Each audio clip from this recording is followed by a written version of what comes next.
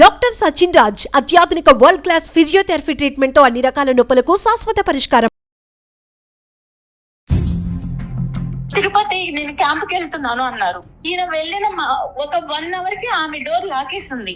నువ్వు చూసావా? రాత్రి మీరు 3 గంటలప్పుడు ఎక్కడికి వెళ్ళారు? అరే ఎవరింటికి తలుపేసుకున్నా నన్నే అనుమానిస్తారా? నాకు అర్థం కాదు. అనుమానించడం కాదండి, మీరు వచ్చిన 1 అవర్ కి ఆవిడ వచ్చారు. డాక్టర్ గారు నా వల్ల అవ్వట్లేదు. ఇంటికి వెళ్ళేటప్పటికి ఎప్పుడు చూసినా జిడ్డు గారే మొహం. ఏం మాట్లాడుతున్నారు రమేష్ గారు? అసలు మీరు ఇంట్లో మేకప్ వేసుకుని ఉంటారండి ఆడవాళ్ళు. డాక్టర్ గారు మీరు చాలా కూల్ గా మాట్లాడుతున్నారండి. నేను ఆయన వర్షన్ వింటే నేను కూల్ గా మాట్లాడలేకపోతున్నాను ఒక ఆడపిల్లగా. వెల్కమ్ టు అందమైన జీవితం. నమస్తే కళ్యాణ్ గారు. నమస్తే అమ్మా జయ గారు. నమస్తే కళ్యాణ్ గారు. కళ్యాణ్ గారు, మెయిల్స్ అయితే పుంకాలుగా వస్తూనే ఉన్నాయండి. కాకపోతే ఆ మెయిల్ని చూసి ఆ పరిస్థితిని బట్టి నేను కాల్స్ తీసుకుంటున్నాను. రాత్రి మీనా అని ఒక అమ్మాయి మెయిల్ చదివానండి. సో వెంటనే డిస్కస్ చేయాలనిపించింది ఆ ఇష్యూని. తన ఫీలింగ్ ఏంటంటే తన భర్త తన చేయి దాటిపోతున్నాడు, తనకు దక్కకుండా అయిపోతున్నాడు, అది కూడా ఒక కమ్యూనిటీలో జరుగుతున్న ఒక ఇష్యూ వల్ల అనేది తను చెప్తా ఉంది. కమ్యూనిటీలో ఎదురుగా ఉండే ఒక ఫ్లాట్లో నుంచి జరుగుతోంది ఇంకొక ఆవిడ వలన. తిని చెప్పేదాన్ని బట్టి ఆ మెయిల్ని బట్టి చూస్తా అంటే ఒకసారి మాట్లాడాలనిపించింది కళ్యాణ్ గారు. చాలా కామన్ సబ్జెక్ట్ అయిపోయిందమ్మా. అవునవునవును. అయితే అంతకన్నా ముందు ప్రేక్షకులకు ఒక మాట చెప్పాలనుకుంటున్నాము. మీకోసం మీతో మాట్లాడాలనుకునేవారు అడుగుతూ ఉన్నారు. వాళ్ళ నెంబర్ మనం ఇచ్చేస్తున్నాము, బట్ మళ్ళీ కూడా అడుగుతూ ఉన్నారు. ఒకసారి డాక్టర్ గారితో ఎవరు మాట్లాడాలనుకున్నా కూడా ఎపిసోడ్లోనే ఒక స్ట్రిప్ వస్తుంది, డాక్టర్ గారి నెంబర్ వస్తుంది. డెఫినెట్గా కాల్ చేయండి, అపాయింట్మెంట్ తీసుకోండి, మాట్లాడండి. రైట్, అమ్మాయికి ఫోన్ చేయనండి. తప్పకుండానమ్మా. మీనా అండి. ఎక్కడమ్మాయో? హైదరాబాద్ అని మెయిల్లో చూశాను డాక్టర్ గారు. నేను చాలా క్లియర్గానే పెట్టిందండి మెయిల్. హలో మీనా అండి? అవునండి, నేను జయానండి, అందమైన జీవితం ప్రోగ్రామ్ నుంచి కాల్ చేస్తున్నాను. నమస్తే మేడం. నమస్తే మీనా, మాట్లాడొచ్చండి మీతో? మాట్లాడచ్చు. ఎస్, నాతో పాటు డాక్టర్ కళ్యాణ్ చక్రవర్తి గారు కూడా ఉన్నారు. నమస్తే డాక్టర్ గారు. నమస్తే మీనా. మీ విషయం కొంచెం నేను బ్రీఫ్గా చెప్పాను, బట్ మీరు ఒక్కసారి ఎక్స్ప్లెయిన్ చేయండి మీనా. డాక్టర్ గారికి ఇస్తున్నాను.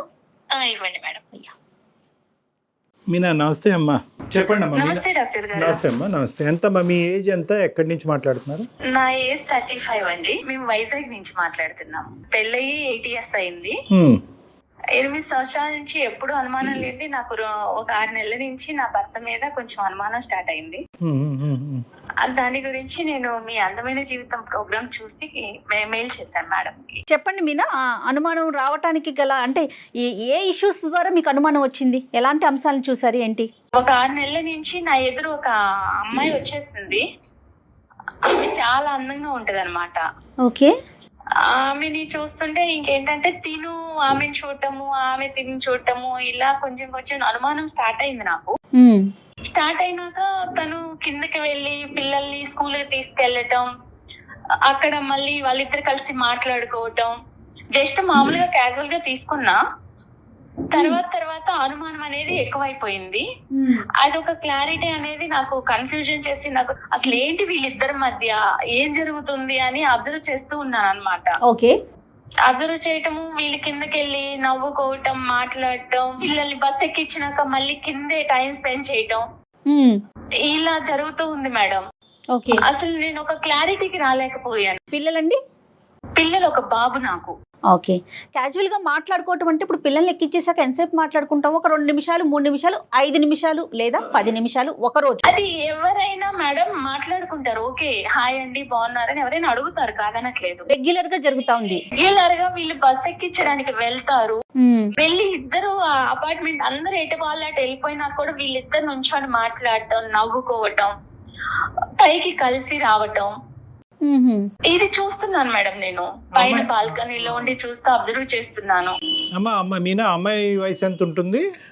అమ్మాయి వయసు ఒక 36, 37 ఉంటుంది. ఆవిడ భర్త గారమ్మా? ఆమె భర్త వచ్చి అమెరికాలో ఉంటాడు.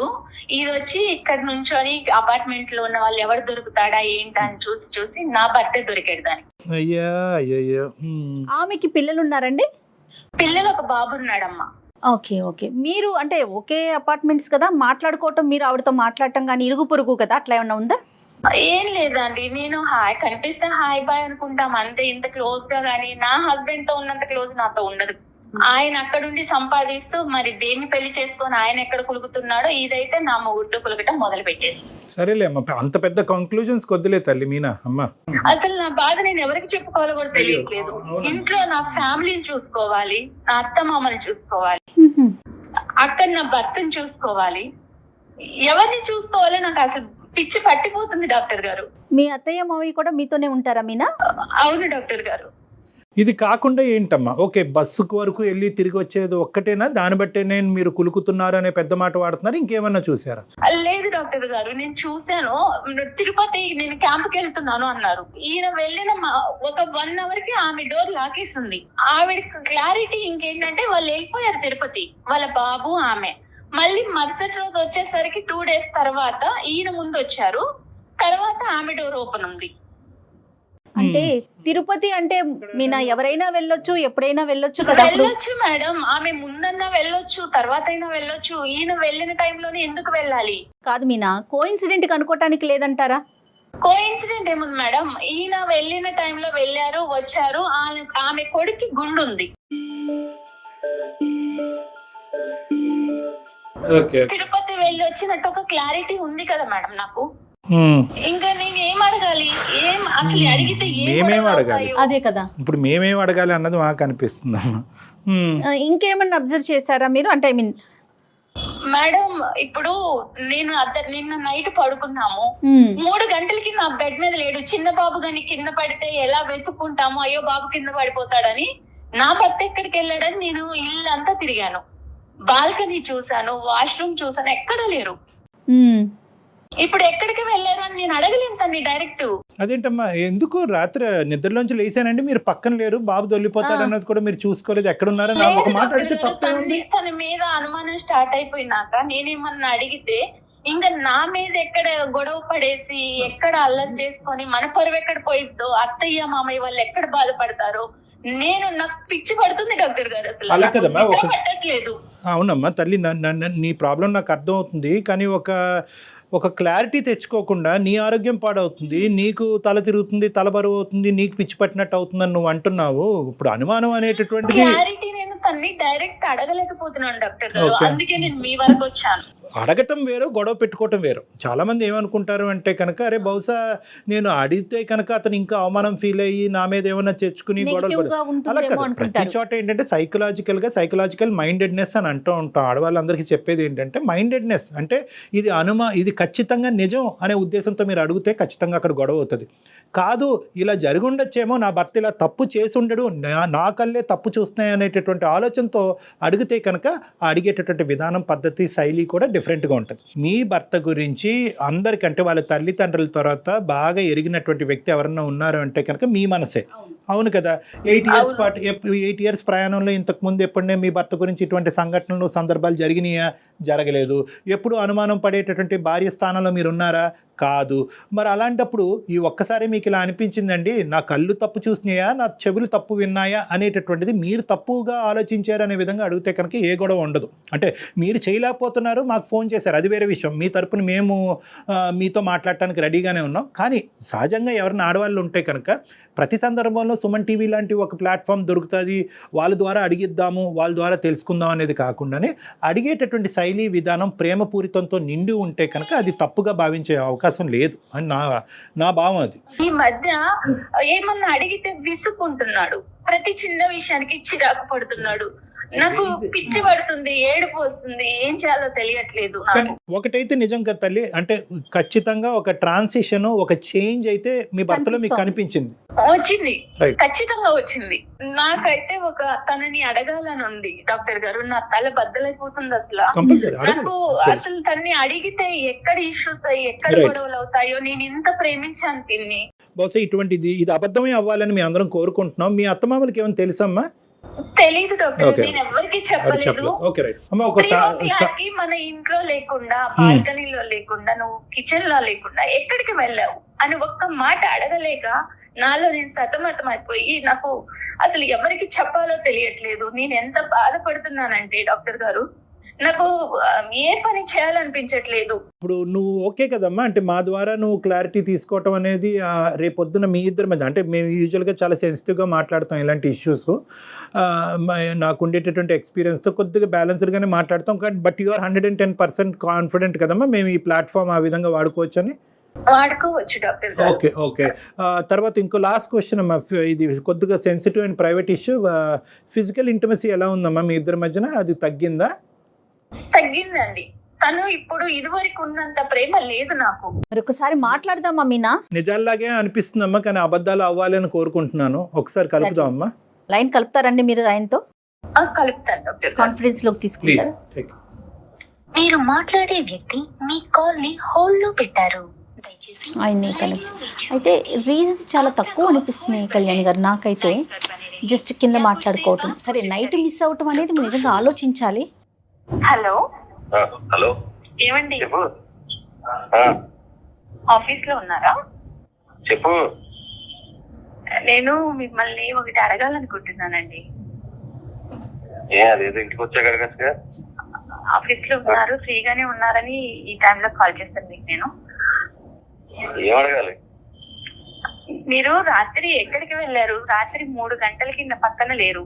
టీ తాగడానికి వెళ్ళా. ఆ టైంలో టీ తాగడానికి వెళ్ళటం ఏంటండి? చిన్న చిన్న ప్రెజర్స్ ఉండి నిద్ర పట్టక టీ తాగి వచ్చి పడుకుందాం అని చెప్పి. నన్ను లేపితే నేను పెట్టిస్తాను కదా మీకు టీ. అరే అలా కాదమ్మా, నువ్వు రోజంతా పని చేసి అలిసిపోయి ఉంటున్నావు, మళ్ళీ నీకు రాత్రి లేపి టీ పెట్టమని అనడం లేదు. నేను ఇంట్లో టీ పెట్టుకుంటే మళ్ళీ నీకు ఏదైనా డిస్టర్బెన్స్ అవి నీ నిద్ర పోవద్దని చెప్పలేదు. అమ్మ అమ్మ అమ్మ అంటుంటే నన్ను ఎత్తుని కూర్చోబెట్టుకొని నన్ను కాలి కింద వేసి తొక్కారండి మీరు. అమ్మ మీనా, నువ్వు ఫస్ట్ ఇలాగా ఒకటి మీనా అమ్మ, ఈరోజు అమ్మ సారీ అండి మీనా గారు భర్త గారు, మీ పేరు? హలో మీనా గారు, మీరు ఒక మాట చెప్పాలి కదా ఆయనకి, మేము లైన్ లో ఉన్నామనేసి ఒక మాట చెప్పండి మీ హస్బెండ్ తోను. నేను మిమ్మల్ని డైరెక్ట్ ఏమీ అడగలేక నేను డాక్టర్ ద్వారా వెళ్ళాను ఇప్పుడు అడగటానికి. చెప్పాలి కదా తల్లి నువ్వు. అంటే మన సంసారాన్ని అందరికీ తెలిసేలా చేస్తావా? అయ్యో అలా భావించొద్దండి మేడం, వింటున్నారా ఎలా మాట్లాడారు? అది కాదు కదమ్మా మీనా. మీనా, ఇది చాలా సెన్సిటివ్ ఇష్యూ మీనా. మనం మన తరపున అతన్ని సర్ప్రైజ్ చేసాం ఇక్కడ, కాబట్టి ఫస్ట్ మా తరపున ఆవిడ తరపున మా అపాలజీస్ అండి. అంటే ఆవిడ చాలా బాగా స్ట్రెస్లో ఉంది, ఆవిడ ఏం చేస్తున్నారో కూడా ఆవిడకి తెలియట్లేదు. చాలా రోజులు బట్టి ఒక చేదు అనుభవాల్ని కొన్ని ఆవిడ దిగమింగుకుంటుంది, అడగలేక కక్కలేక సతమతం అవుతుంది. మా హెల్ప్ తీసుకుని మా ద్వారా ఆవిడ మనసులో ఉండేటటువంటి 2-3 ప్రశ్నలు మిమ్మల్ని అడగాలి అని అనుకుంది. సరే, ఆమె ప్రాబ్లం ఏంటో అడగండి డాక్టర్ గారు, మీ ద్వారానే క్లారిఫై చేయండి. అడగనియండి, ఆవిడని అడగనియండి, మేము బ్యాక్గ్రౌండ్ లో ఉంటాం, ఆవిడని అడగనియండి. ఏమండి, రాత్రి మీరు 3 గంటలప్పుడు ఎక్కడికి వెళ్ళారు? నేను టీ తాగడానికి వెళ్ళా. టీ తాగడానికి బయటికి ఎందుకు వెళ్ళాలి? నేను ఉన్నా కదా పక్కన, నన్ను లేపితే నేను పెట్టిస్తాను కదా మీకు. నేను ఇంతకు ముందు చెప్పా, మళ్ళీ చెప్తున్నానమ్మా, నిన్ను రాత్రి అంతా నాకు నిద్ర లేదు, నాకు టీ తాగితే నిద్ర వస్తుంది అనిపించింది. కాకపోతే నువ్వు డే అంతా పని చేసి ఉంటావు, మళ్ళీ నిన్ను నిద్ర లేకపోవడం ఎందుకు? ఒకవేళ నేను పెట్టుకున్నా సరే నీకు ఏదైనా డిస్టర్బెన్స్ వస్తుందని బయటికి వెళ్ళి తాగొచ్చాను. అంటే ఎదురించి 204 కి టీ తాగడానికి వెళ్ళారా మీరు? 204 ఏంటి? నాకు అన్ని తెలుసండి. 204 కి ఎందుకు వెళ్తున్నారో తెలుసు. 204 ఆ ఎదురించి సిక్కులాడుంది, ఆ తక్కులాడుంది, దాంతో మీరు మాట్లాడటం చూశాను. కింద మీరిద్దరు ఇటకలు పగపగలు చూశాను.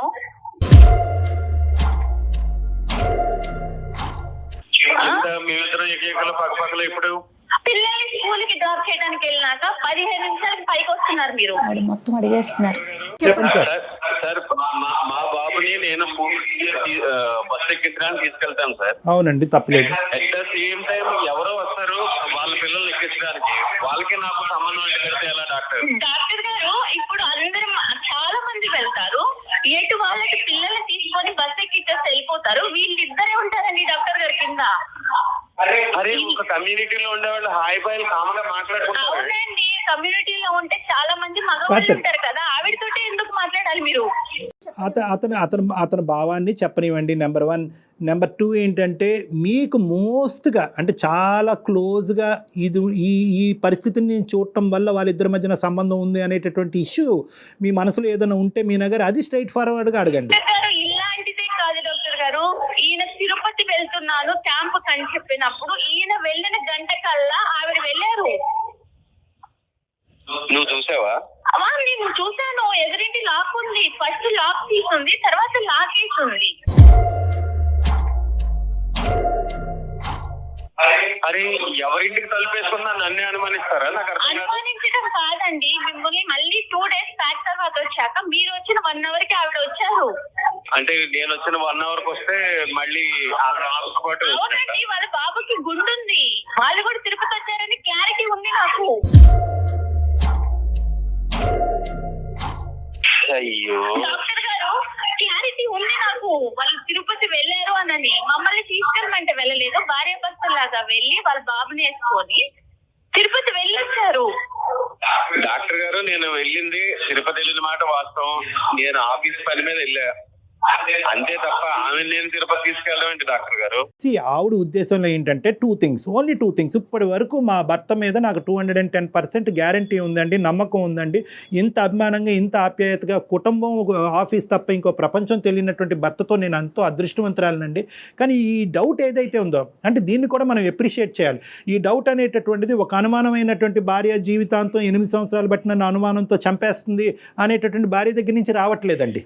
నాకు పిచ్చి పడుతుంది డాక్టర్ గారు, ఇంత ప్రేమగా. సరే ఉండమ్మా, డాక్టర్ గారు మాట్లాడుతున్నారు కదా. రమేష్ గారు ఇక్కడ ఏంటంటే ఇప్పటి వరకు జరిగినటువంటి సంఘటన, ఇప్పటి వరకు చూడనటువంటి పరిస్థితులు ఆవిడ చూసింది కాబట్టి ఆవిడ జీర్ణించుకోలేకపోతుంది. అనుక్షణం మీరు ఎక్కడుంటారు, ఏమవుతున్నారు, పక్కలో పడుకున్నారా లేదా, ఇదే ఇన్వెస్టిగేటివ్ డిపార్ట్మెంట్లోకి ఆవిడ కంప్లీట్గా వెళ్ళిపోయింది. ఆవిడ పరిస్థితి బాగాలేదు కాబట్టి ఇప్పుడు ఆవిడ కావాల్సింది ఏంటంటే ఒక ఆనెస్ట్ అండ్ సిన్సియర్ రెస్పాన్స్. ఏమన్నా తప్పు జరిగిందా, ఆవిడతో మీకు తప్పు జరిగిందా, జరగలేదు అంటే కనుక అదే నమ్ముతాం, జరిగింది అంటే కనుక అదే నమ్ముతాం. కాదు రమేష్ గారు, ఇన్ని సంవత్సరాల నుంచి 8 సంవత్సరాల నుంచి మీలో ప్రేమను మాత్రమే చూసింది ఆవిడ. గత కొన్ని రోజుల నుంచి అనుమానించాల్సిన విషయాలన్నీ బయటపడుతున్నాయని చెప్తున్నారు.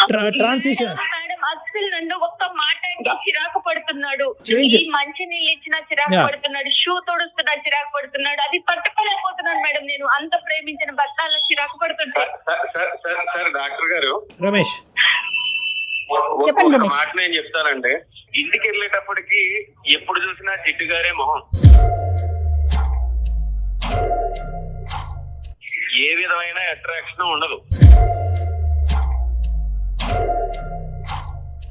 ఈ పని చేస్తాం, ఆ పని చేస్తా, లేకపోతే ఇన్స్టాగ్రామ్ చూస్తా, లేకపోతే వాట్సాప్ చూసుకుంటా, వీళ్ళు వాళ్ళ తప్ప నన్ను పట్టించుకున్న వాళ్ళు ఎవరో లేరు సార్. మనం రోడ్డు మీద మనల్ని ఇంట్లో పట్టించుకోనప్పుడు బయట కొంతమంది కొన్ని విధాలుగా అట్రాక్ట్ చేస్తూ ఉంటారు. అట్రాక్ట్ చేసేటప్పుడు మనం మగవాళ్ళం కాబట్టి అట్రాక్ట్ అవుతూ ఉంటాం. అవ్వకుండా చూసుకోవాల్సిన బాధ్యత ఇంట్లో భార్యదే కదా సార్.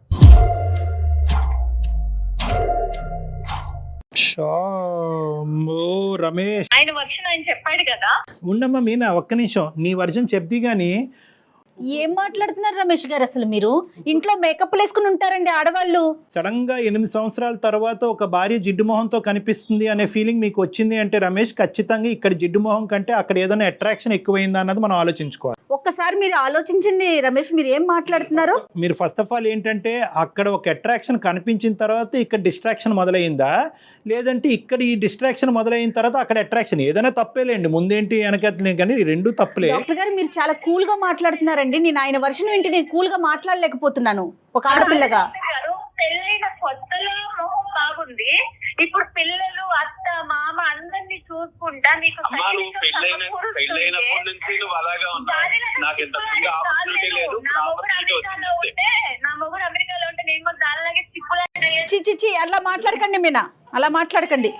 కాదు మేడం, ఒక ఆడదానిగా మీరు అర్థం చేసుకోండి నా బాధని. నా భర్త ఇంకొక అమ్మాయి చూస్తున్నాడంటే నేను ఓర్చుకోగలుగుతానా? ఒకసారి అతని మనసులో ఉన్న భావాన్ని అంతా కూడా. రమేష్, ఇంకా ఏమన్నా ఉందా రమేష్? ఇంకా అంటే మీ భార్య గురించి 8 సంవత్సరాల పాటు మీరు బయటకు చెప్పలేనటువంటి అంశాలు ఇంకేమన్నా ఉన్నాయా?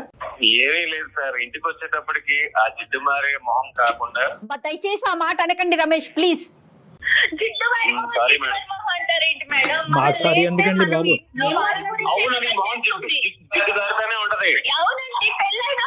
ఇప్పుడు ఎందుకు వచ్చింది మీకు? మీ మాటలని తప్పు రమేష్. తప్పు చేశారా? తప్పు జరిగిందా? డాక్టర్ గారు నా వల్ల అవ్వట్లేదు. మీనా, సారీ అమ్మా. అది తప్పు అయితే జరిగింది డాక్టర్ గారు.